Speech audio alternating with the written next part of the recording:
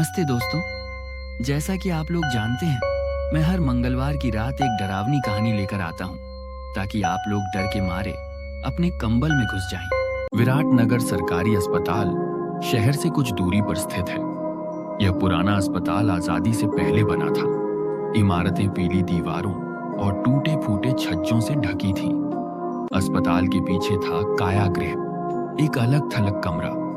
यहाँ केवल जरूरत पड़ने पर ही कोई जाता था। 2 खिड़कियां थीं, एक सामान्य और एक हमेशा बंद रहने वाली। डॉक्टर प्रिया सिंह की नई पोस्टिंग कायागृह में हुई थी।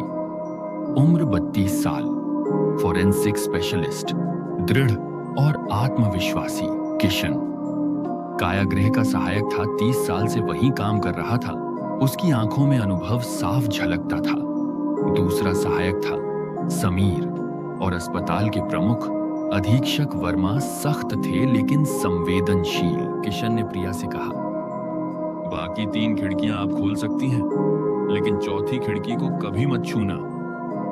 प्रिया ने किशन की बातों को हल्के में लिया, लेकिन 6 साल पहले डॉक्टर नायर ने यही गलती की थी। सिगरेट पीने के लिए चौथी खिड़की खोली। जैसे ही उन्होंने खिड़की खोली, काला धुआं सा अंदर आया। कई मिनटों तक उनकी आंखें खुली रहीं, चेहरा भयभीत था। 2 हफ्ते बाद उनकी लाश अस्पताल के अहाते में मिली।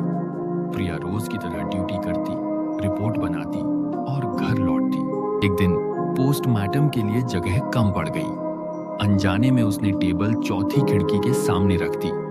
उस पर ताजा शव रखा गया था। अमावस्या की रात थी। प्रिया अकेली ड्यूटी पर थी। लाइटें झटके में टिमटिमाने लगी। किशन धीरे से बोला, मैडम, आपने चौथी खिड़की के सामने टेबल तो रख दी है, लेकिन ध्यान रहे इस खिड़की को भूल से भी नहीं खोलना। प्रिया गुस्से में बोली, अरे किशन, तुम फिर आ गए अपनी यह बकवास बातें लेकर। यह बातें किसी और को बताना। मैं डरने वाली नहीं हूँ। मैं भूतों जैसी अंधविश्वास बातों पर यकीन नहीं करती हूँ। चलो यहाँ से जाओ, मुझे मेरा काम करने दो। फिर किशन वहां से चला जाता है।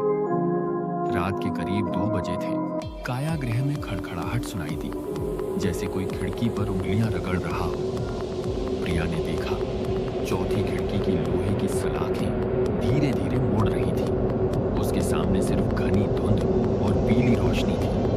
ठंडी हवा का झोंका आया। शव की चादर फड़फड़ाने लगी। प्रिया खड़ी रही, लेकिन उसका शरीर डर के मारे कांपने लगा।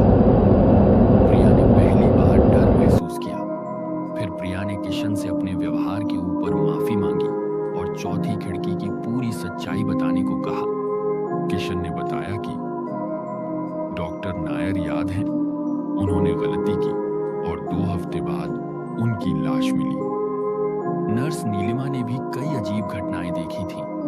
अस्पताल प्रशासन ने आदेश जारी किया कि चौथी खिड़की हमेशा बंद रहेगी। समीर ने भी गलती कर दी।